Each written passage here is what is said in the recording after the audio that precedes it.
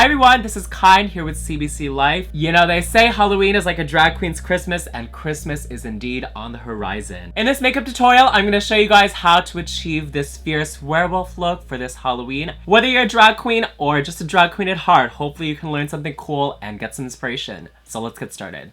I don't know which is more beautiful or more horrifying, me before or after the makeup. Okay, but I'm starting this off first with gluing down my eyebrows with a product that's called Prose, which is a special effects adhesive, and just a clean spoolie brush, like a mascara one, to brush up the hairs flat. And after giving this about a minute to dry, what I usually do is I messily slap them with a powder puff just to remove all traces of tackiness from them so that the surface is smooth and as skin-like as possible. The next step for me is a full coverage foundation over the entire face and brows using what's called a kabuki brush that just has this sort of mushroom shaped head for me to buff in product. This is the MAC full coverage foundation, which is just a really thick cream formula that helps cover up the glue on our brows so that it looks like you're just basically a naked mole rat. The idea is that I can now draw on a whole new set of eyebrows that's just more of a character brow, more arched, more menacing and bold. So what I do is I etch out the brow highlight underneath where I want my new eyebrows to go using a paler cream color. And during this step is where I also start the process of contouring my face using creams. This is a stick foundation from Makeup Forever that I'm swiping along my temple, my cheekbone, my jawline, and I blend it in with the same foundation brush. I also start to contour my nose during this step using just that same exact foundation on a smaller angled brush to create two vertical lines along the bridge of the nose. I'm still using that same dark foundation color. You'll see I try to reuse products a lot. I'm creating my new eyebrows right above that white highlight, and I'm starting them basically where my real brows would start, but I draw these ones to arch a little bit higher so that the angle is different, and I also make them thinner than my real brows. After I'm happy with the way it looks, all the cream steps are finished by now, so I'm setting everything with more translucent setting powder, the same one that I used earlier. And this way nothing budges throughout the night, so this is a crucial step for me. Now in real time, by now this would have taken me about 20 to 30 minutes, and all we've done so far is create the blank canvas where every face of mine starts. Now is where the makeup process really begins. As I brush off the excess powder, the natural next step for me is to move on to contouring around the perimeter of my face with a dark brown powder. I'm just emphasizing those same areas that I contoured before in creams, as well as the nose. Contouring is going to be a big emphasis in this look, so feel free to go heavy-handed here. Here what I'm doing is adding some white, or at least maybe in your case just a very light shade underneath the highest point of the brow's arch. Accentuating this area with light colors makes the brows appear to be more arched than they are. So this is a step that you can do even if you didn't glue down your brows like I did. This will accentuate the arch in your natural brow and make them look more bold and more thin.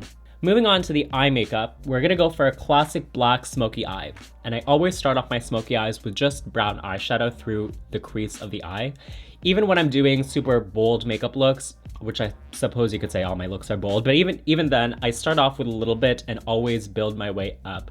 So when I apply black to the lid, there's already that foundation of dark brown there. You're gonna apply black all over the mobile lid, meaning I'm not going beyond the crease of the eye. I'll switch to a softer blending brush to blend the black into the dark brown crease. And for those of you with different eye shapes, like for example a monolid, you'll just want to concentrate the black around like the eyeliner since you don't have as much mobile lid space, but the technique of switching to a different brush to blend with dark brown is going to be the exact same. Now sometimes black eyeshadows fail us and look just not black enough, in which case what you can do first is put some sort of cream eye pencil underneath it as a base. Here what I'm just doing is just reapplying it and adding a second or third layer. Even still, I like to use a liquid black liner and create a wing after I'm done with the eyeshadow, because this will help us draw the eye outward to be sort of more feline-like. And I also like to add a little bit of white to the inner tear duct area. This draws the inner corner inwards and keeps us from having an eye that's too overbearing with too many dark colors. The white is called Clown White. It's a product from Ben Nye that has this really thick cream consistency. And the brush I'm using is actually a small paintbrush from the art store, which I of course clean every time I use it. I just find it's a perfect shape to get into my waterline with precision. Don't be afraid to venture into the art store looking for brushes. You don't just have to use makeup brushes. I like to complement my winged eyeliner with a sort of inner bottom wing that just hugs the white eyeliner. And just as I've done for the top eyeshadow, I'm blending that with the black and into brown eyeshadow so it's sort of diffused and smoked out, hence the term smoky eye. I'm taking a step away from the eyes now to create ourselves a little werewolf nose. And to keep this from being too cartoony and instead letting it be more subtle, I'm creating all the costume features of this look, like the nose and the hairs, with nothing more than just eyeshadow. So I'm alternating between a black and a brown eyeshadow, and I started by covering the whole bottom nostril part of my nose. And I wanted to blend it upwards into my nose contour, which you'll recall I did the nose contour a while back.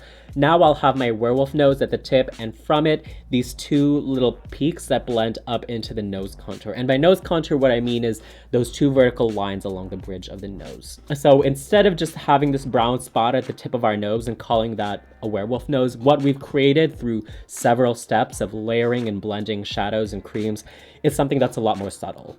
Same idea with the hairs around the face. I'm just using an angled brush and matte brown eyeshadow. It helps to first add lots of contour to the face, more so than you normally do, because then at least your dark strokes of hair have something to blend into. Make sure the brush strokes are going from the outside towards the inside of your face. Don't just rush a bunch of brush strokes. Wherever you first touch your brush is where there's the most pressure applied and the most color, so that's why we start from the outside. When you start to feel more confident with your pace and how you're doing the hair strokes, maybe you can switch to black, because adding the black hairs along with the brown adds more dimension. It gives the eye more to look at. Here I'm adding even a little bit of black as a contour on a larger brush because I really wanted the contours around the perimeter of my face to be really dark. If you're wondering why I didn't do this on the lower perimeter of my face, it's just because I didn't want to look like I had a beard. But if you want to look like a more masculine or androgynous werewolf, then you can create hairs along the beard and jaw area the same exact way we've been doing. And you might also want to create a larger, more bold nose as well. Anyway, my final step is going to be a bold brown lipstick or whatever color you feel comfortable with. I wanted something dark but still subdued and earthy toned.